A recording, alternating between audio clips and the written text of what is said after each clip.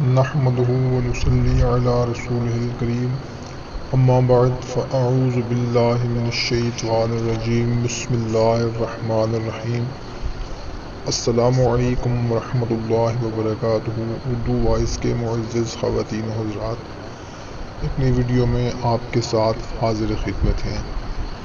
بھائیوں اور بہنوں، آج میں آپ لوگوں کو 25 رمضان المبارک کی شب کا ایک خصوصی وظیفہ بتانے لگا ہوں۔ اگر ہمارے کوئی بھائی بہن کی کوئی ایسی حاجت ہے، کوئی ایسی مراد ہے جس کے بارے میں وہ بہت زیادہ پریشان ہے، کوشش کر کے تھک گیا ہے، مگر اس کی وہ حاجت، وہ پریشانی ختم نہیں ہوتی، کوئی ایسا مسئلہ ہے جس نے پریشان کر رکھا ہے، تو یہ مختصر سا عمل 25ویں شب کو کر لیں انشاءاللہ تعالی۔ اللہ کے فضل و کرم سے آپ کی جو بھی جائز حاجت ہوگی، مراد ہوگی، مگر جائز ہوگی، تو انشاءاللہ تعالی اس عمل کے کرنے سے آپ کی حاجت پوری ہو جائے گی۔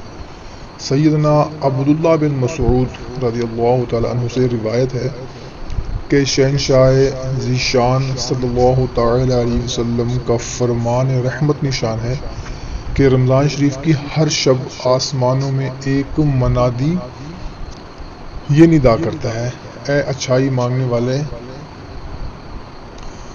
مکمل کر، یعنی اللہ تعالیٰ کی اطاعت کی طرف آگے بڑھ اور خوش ہو جا، اور اے شریر، شر سے باز آ جا اور عبرت حاصل کر۔ ہے کوئی مغفرت کا طالب کہ اس کی طلب پوری کی جائے، ہے کوئی توبہ کرنے والا کہ اس کی توبہ قبول کی جائے، ہے کوئی دعا مانگنے والا کہ اس کی دعا قبول کی جائے، ہے کوئی سائل کہ اس کا سوال پورا کیا جائے۔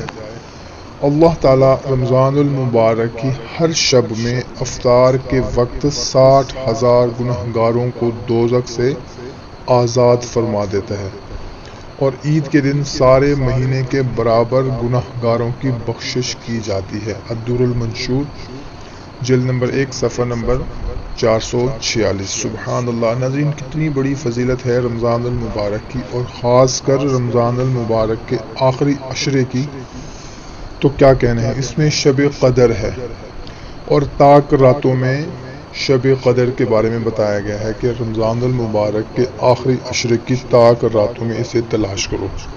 تو مدینے کے دیوانوں، رمضان المبارک کی جلوہ گری تو کیا ہوتی ہے، سبحان اللہ۔ ہم غریبوں کے وارے نیارے ہو جاتے ہیں اور خوب مغفرت کے پروانے تقسیم ہوتے ہیں۔ کاش ہم گناہگاروں کو بطفیل ماہ رمضان سرور کون و مقام مکی و مدنی سلطان صلی اللہ تعالی علیہ وسلم کے رحمت بھرے ہاتھوں جہنم سے رہائی کا پروانہ مل جائے۔ تو ہم نے کوشش کرنی ہے کہ 25ویں شب کو عشاء کی نماز کے بعد سے لے کر فجر سے پہلے تک 7 مرتبہ سورہ فتح پڑھنی ہے، 7 مرتبہ سورہ فتح پڑھنی ہے، اور اس کے بعد ہم نے اللہ کے حضور رو رو کر، گڑ گڑا کر دعا مانگنی ہے۔ آپ کی جو بھی حاجت ہوگی، جو بھی مراد ہوگی، اس کے لیے انشاءاللہ تعالی ہماری حاجت ضرور پوری ہوگی۔ جو بھی بات آپ اپنے لیے اچھی سمجھتے ہوں، اپنے دوسرے دوستوں، رشتہ داروں تک بھی لازمی پہنچایا کریں، صدقہ جاریہ سمجھ کر۔ ہمیں اجازت دیں، ایک نئی ویڈیو میں دوبارہ ملاقات ہوگی۔ اللہ حافظ۔